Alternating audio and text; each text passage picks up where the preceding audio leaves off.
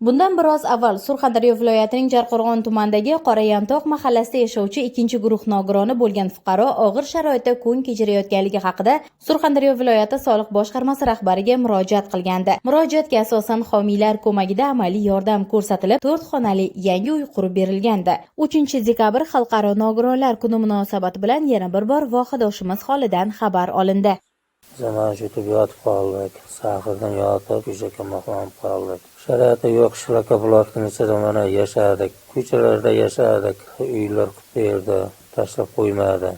Xalqimizga, prezidentimizga kattakon rahmat aytamiz. Ta'kidlash joizki, mazkur sana munosabati bilan Surxondaryo viloyati soliq boshqarmasi boshlig'i tashabbusi bilan viloyat bo'ylab 30 dan ortiq imkoniyati cheklangan fuqarolar holidan xabar olindi. Ularning ehtiyojlaridan kelib chiqib, zarur amaliy yordamlar ko'rsatildi.